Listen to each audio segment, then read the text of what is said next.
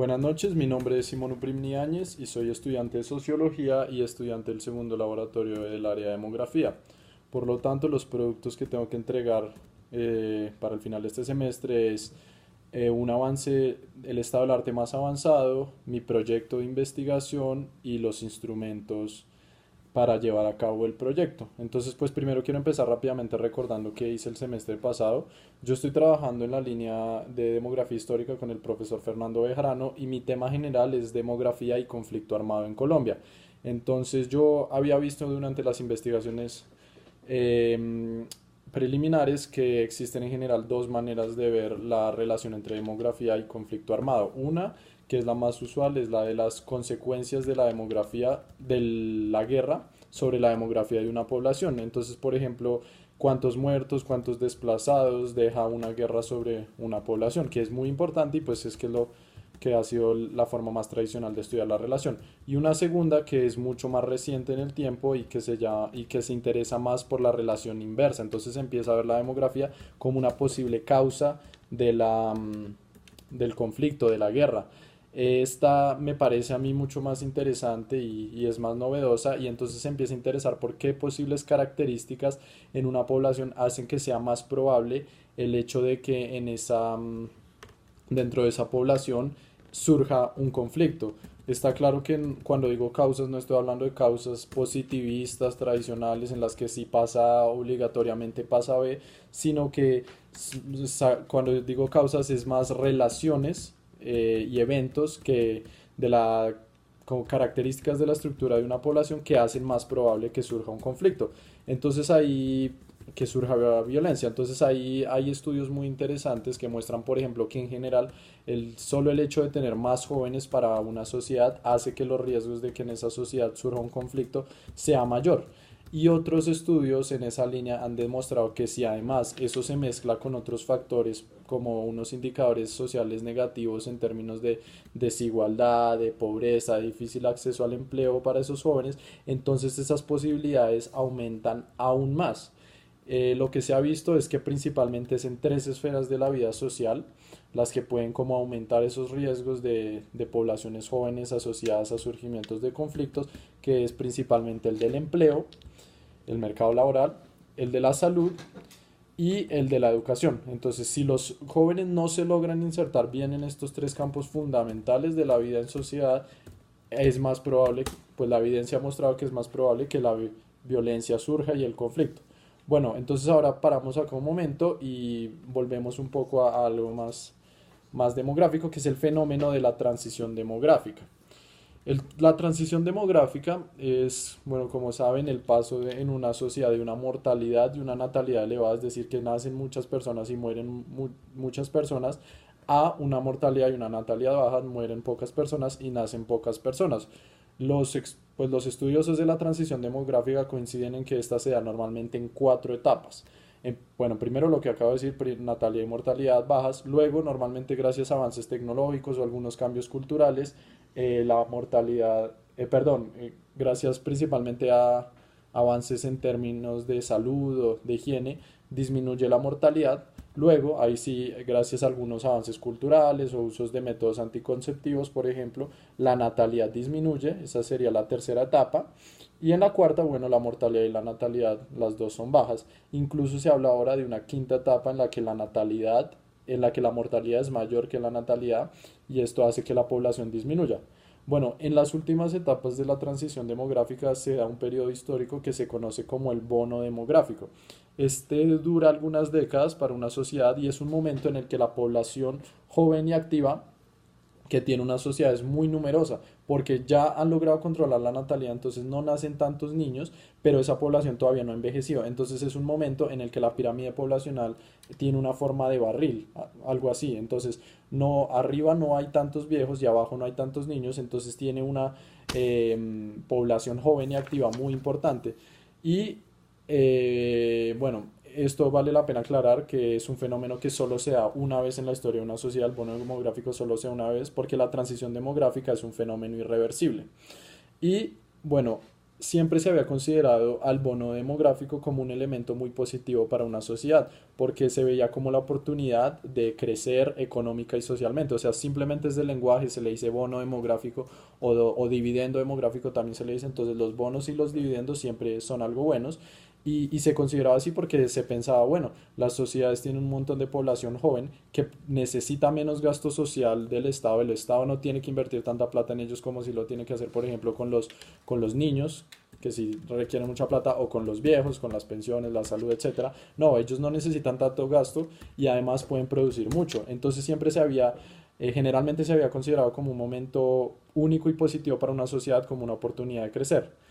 Sin embargo, acá volvemos un poquito a lo que nos referíamos del conflicto.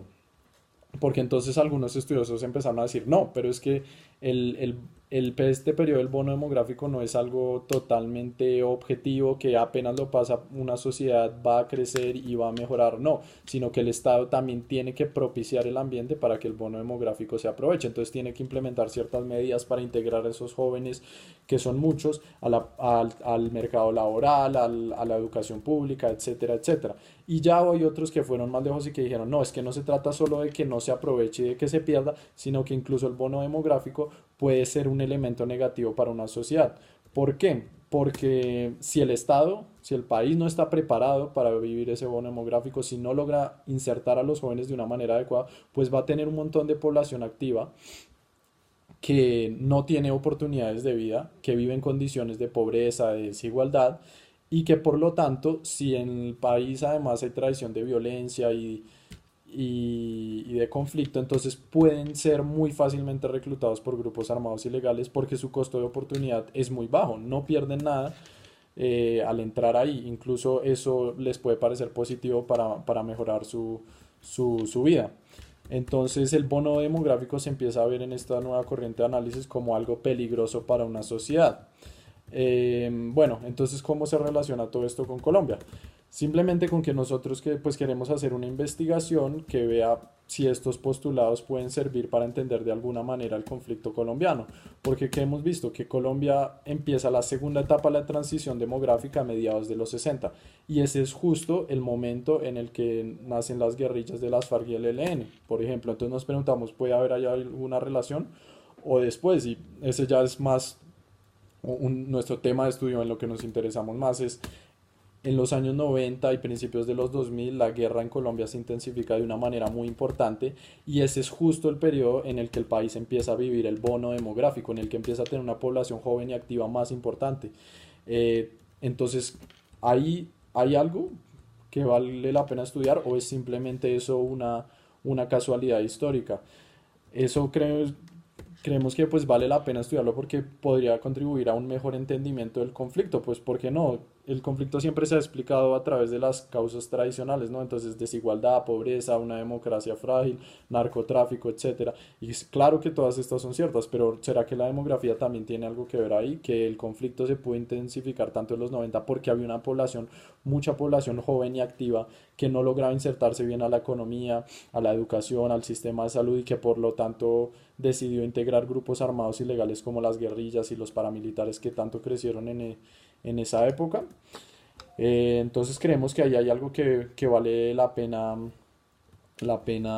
revisar. Simplemente para ilustrar esto, por ejemplo, la periodista Alma Guillermo Prieto, una periodista mexicana muy conocida, visitó en 1986 Casa Verde, que era la sede de las FARC en el municipio de Uribe, en el departamento del Meta, y cuenta esto. Aquella vez Marulanda nos recibió en su espartana vivienda donde se dedicaba a atender sus hortalizas y los asuntos de la guerra. Su escolta estaba conformada básicamente por mujeres jóvenes. En aquel entonces me pareció que Marulanda, un campesino de los Andes que a esas alturas llevaba 22 años luchando contra el gobierno, era testarudo y paciente. Sus tropas me llamaron mucho la atención. Aunque los comandantes de las FARC estaban envejeciendo, las guerrilleras y los guerrilleros eran de una juventud asombrosa. Bueno, entonces creemos que esta es simplemente una muestra de que si ahí hay algo que vale la pena estudiar. Bueno, entonces ahora obviamente surge la pregunta, bueno, ¿cómo vamos a hacerlo? ¿Cómo vamos a llevar a cabo esta investigación, este análisis? Entonces, bueno, los instrumentos que hemos desarrollado y que presentamos están desarrollados de acuerdo a nuestros objetivos específicos. Obviamente el objetivo grande es ver si existe alguna relación entre la transición demográfica y el conflicto armado en Colombia y nuestros objetivos específicos son los siguientes. Entonces, en un primer caso queremos ver cómo eran las pirámides poblacionales de las diferentes regiones eh, del país desde la segunda mitad de la década de los 60, que como dije es donde empieza la transición demográfica, hasta hoy. Entonces queremos comparar regiones en donde hubo mucha presencia de conflicto armado y otras en donde no hubo tanto. Para eso entonces nos sirve los datos que nos da el censo, que nos dan los censos que hizo el DANE. Entonces ahí podemos medir las pirámides poblacionales de las diferentes regiones y también, por ejemplo, otra base de datos que se llama IPUMS, donde hay incluso a veces microdatos, o sea, datos sobre municipios. Entonces es muy útil para nuestro estudio. Ahí entonces obviamente determinamos algunas regiones que tenían fuerte presencia de conflicto y otras que menos. Por ejemplo, algunas de las fuertes, el Magdalena Medio, la región de Urabá, el departamento del Cauca, el Meta, norte de Santander y Arauca, y otras que tienen menos. Obviamente es de pronto imposible encontrar en Colombia una región en donde el conflicto armado nunca haya estado presente, pero sí hay unas en las que lo ha hecho menos, como el eje cafetero o el departamento de Cundinamarca o de Boyacá en general.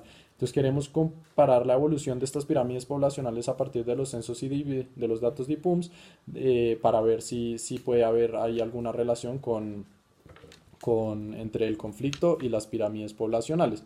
Ahora, eso se relaciona también con nuestro segundo objetivo, que es pues ver si la intensificación de la guerra a la que hablé en los 92.000 puede haber tenido alguna relación con el periodo del bono demográfico. Entonces ahí de nuevo nos van a servir los censos y los datos de IPUMS, pero ahí entonces ya también tendremos que entrar a usar diferentes datos. Entonces, por ejemplo, vamos a usar la base de datos del Centro Nacional de Memoria Histórica, que es la base de datos más completa sobre los hechos del conflicto armado, donde están documentadas por localización geográfica, masacres, asesinatos, bombardeos, etcétera, etcétera.